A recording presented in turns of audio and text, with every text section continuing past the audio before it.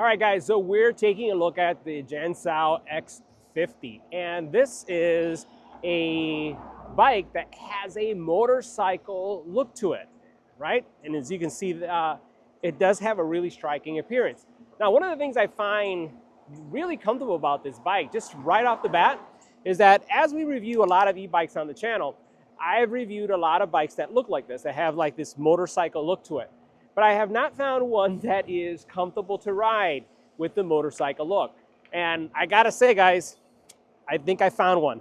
This one right here, this I'm pedaling, and I don't feel like I am too high or too low in my pedaling, experience. So digging the way this bike is responding. Now, this bike has a maximum weight capacity of 260 pounds or 264 pounds. It has 20-inch by 4 wide tires, which are going to be great for a lot of different terrain. You're going to be able to ride this bike in sand, dirt, gravel. You think about, grass, or even on the street like I am right now. And with the 7-speed Shimano system, it is very simple to switch gears and also pedal. So I am using pedal assist 4, and it's kind of effortless. I'm going to go to pedal assist 2 and see how much effort I have to put in. But so far, I am like cruising, and I am not breathless. All right, so I switched up the gears to make it a little bit tougher to pedal, and I'm also using the pedal assist. So we'll see what speeds we clock. So what I like about the bike is even at the toughest gear, which I am at right now, the bike is contributing well, and it's letting me work a little bit. So right now I'm on level 2, just wanted to see how much it would contribute to what I'm doing. Here I'm right now at level 3, and it's doing a nice job as well. So this bike has a 750 watt motor, and it has a range, they claim, all the way up to, get this guys, 80 miles. 80-mile range. I think that's pretty spectacular for this type of bike. Now, the bike does not have hydraulic brakes, it has mechanical brakes. So you do still have front and back disc brakes, but they're not hydraulic. It does have a soft tail because it has right here in the back, it does have a shock. In the front, it does have a shock as well. However, it's not an adjustable shock, it's a standard shock. I do like how nice the bike, the handle, this area right here, how high it rides up. And because it's riding so high up, I'm not leaning forward, and it's not causing me a lot of fatigue. The handlebar itself, you do have some wrist supports on each side, which is really nice. I also have all the controls are really close by. And you do have signal markers, which I think is pretty cool. So you have some signal markers. They're going to allow you to basically indicate if you're turning left or right. And they're right in the front of the bike. You do have a nice horn, and it's not a dinky horn. Check this out. It's loud, and it has, I would say, a growl to it. It's not a high-pitched horn, which I like, which kind of fits this bike. Now, to use this bike, you do need a key. It actually comes with 4 keys. It has 2, 1 spare for the battery removal, 1 is spare for the actual turning on of the bike. And right here on the side, this side right here, you'll find the actual key connected, which I think is a nice safety feature, just in case you want to make sure that no one takes your bike. Now, what I can say from the ride so far is this bike is quiet. It operates like a bike. You'll notice as I'm pedaling backwards, it does allow you to pedal backwards. Again, the gear shifting system, it's fine. It's like you would expect from any other bike. So what I'm going to do next is we're going to see how fast this bike could go with pedal assist. So I'm going to pump it up all the way up to pedal assist 5, and I'm going to start pedaling, and we're going to see how much or how fast we'll go. I'll tell you when it feels like we're at top speed. So right now, this is pedal assist 5, and we're going to see that's the highest. I'm still working on it, right? I'm still working on it. But I'm not like, oh my God, pushing hard. Let me go down 1 gear to see what happens there. Yeah, so that was the highest, right? What we're going to do next is we're going to see how well it does in pure electric. But you can see I'm not wobbling side to side. You see that my legs are not really bunched up like with some of the other bikes. So here it kind of kicked in a little bit. I could feel it as well. But it's quiet, nothing rattles. Now, the other thing you'll notice about this bike is that it has a motorcycle-like headlight. That I love. It gives it that, again, pretty nice look. All right, so here what we're going to do is we're going to see go through a speed test. We're going to see how fast the bike will go. For whatever reason, I'm not seeing the speedometer indicate my speed, so I'm not going to be able to call any speed out based on what it says versus what we have. I'll have to check and see what's going on in the menu because I don't see my speed. I see my volts, but not the speed. So we'll contact the manufacturer to see what's up there. Let's go ahead and see how fast this baby's going to go. So level 5, and we'll clock this. I'll tell you when I feel top speed because I'll feel it once it stops accelerating.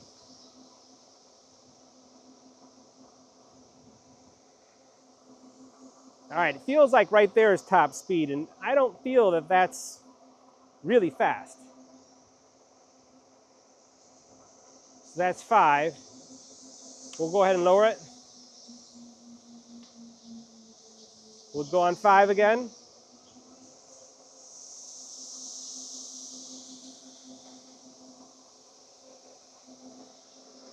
Yeah, it's not terribly fast. So there must be something that I need to change to make it go a little bit faster. Okay, so the very first thing we're going to focus on is on the tire area here for a second. So you're looking at 20 by 4-inch tires that are going to be great tires for those of you who are looking to use this bike in a variety of terrain. So if you think about gravel, you think about snow, you think about sand, and yes, even standard pavement and I would say sidewalks are going to do well with this bike. And you'll notice also that this is a 7-speed Shimano system.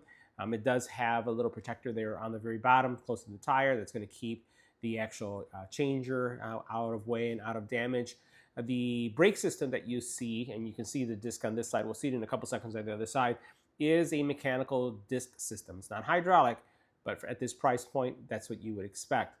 The other thing that you'll notice is that, and I find this really powerful, is that the fact that it has a soft tail implementation. So when you look at what you see right there, that is a shock absorber that's giving you a really, really nice ride. You have worry-free fenders on each front and back, and I'd say the height of this bike is also really good for someone who wants to be able to pedal and still have a motorcycle look. Now the power system on this bike is around 750 watts. It is going to give you, depending on your body weight, it could get you up to 84 miles with pedal assist. So if you're just going to go pure electric, you're going to get 28 miles. If you, again, do that combination of pedal and also electric, 84 miles, which I think is great as well. Now, charging time, you can expect around 6 hours. So if you do use this to go from one destination to another and you take your battery charger with you, it's going to take you about 6 hours to charge. And the bike weighs around 88 pounds. Now, you know, from a capacity, how much or how heavy of a rider can it carry? It could carry a rider up to 264 pounds. It does have a tail light, and once again, it does have some great features when it comes to overall performance, given the fact that it has that 750 watt powertrain or hub. Now, in the front of the bike, you see that it has a motorcycle style headlight with left and right markers, which will turn on and you can see in a second. But this really gives it a great look. I was actually at our local grocery store with this bike, and people just kept on stopping by and saying, great looking bike, because of the retro racer bike that the appearance that it has, as well as this headlight, and against the signaling system is pretty dope. As you can see here, the headlight system has kind of like a high beam, low beam combination. It is really bright, and it also looks really modern too. Now, if I turn that off for a second, you'll notice that you have your signal markers are really bright too. And I like the way they breathe, right? So they're not just blinking, but they're like breathing as they go from left to right as you're setting your signal. So I really like that feature. And the tail marker, as you'll see in a second, is also really bright too. Now, overall cable management on this bike is also very clean. I like the way the cables are tucked away, nothing really in the way. This one doesn't have excessive cabling because, once again, you're not dealing with anything here in the form of a folding bike that has extra cabling. Everything is really nicely tucked away. Now, one thing I will highlight about the handle, just the implementation here, is that you do have these flares coming out, which is going to be great because it gives you wrist support. So as you're riding the bike, I find that the steering rides really high, so you're not leaning forward, which also reduces the amount of wrist strain that you have. Now, while it has a shock in the front, it's not adjustable, right? It's a fixed shock. You cannot modify it or change it. And then, as you can see here, the display is pretty bright. Now, I'm working with the company right now as of the shooting of the video The speedometer on the bike is not working. It's not registering the speed, nor is it registering the miles. We're going to get that fixed.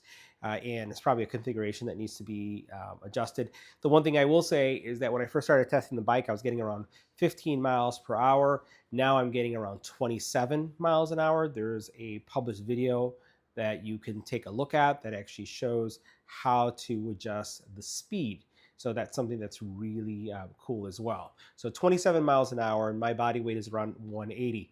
Now it does have not just 3 keys, but it has 4 keys, 2 of each. One of the keys is used here to unlock the system, and you need this key in order to turn it on. And then the other key is used for the battery. Now the battery does have a fuel gauge here that you can press, and you can see your fuel gauge. It also has a USB port if you want to charge your phone. So now on this side, you can see here are 2 ports. One is a USB-A port, one is the charging port, and then you have your little power switch here.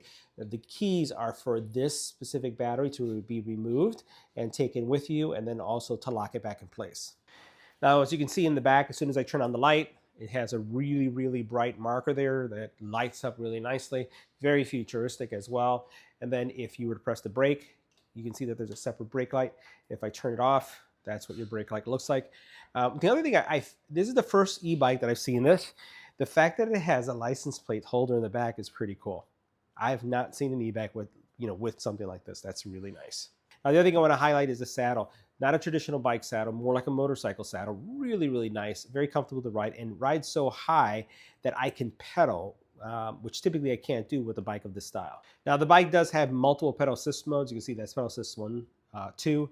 You have 3, you have 4, and you have 5. With each one of these, you're going to get more contribution of power to your pedal, and then it will go faster. With the modified settings that I put into the bike, I was able to get 27 miles without a problem, both pedaling and then pure electric. Now, the gear shifter that you see here is pretty straightforward. You have the same gear shifter that you see with most Shimano implementations. You can switch up, switch down, depending on which one of these you press and where you're going. Your throttle is a twist throttle right here. And then it's integrated into the actual pommel right here that you're holding on to. I'd be careful. I know a lot of people, if they don't set their bike to 0 and they grab it and they try to turn it, they may turn this inadvertently and the bike's going to go. Brake is very responsive though, and again, you have a left and right brake, or in this case, a front and back. So guys, that wraps up our review. See you in the next video.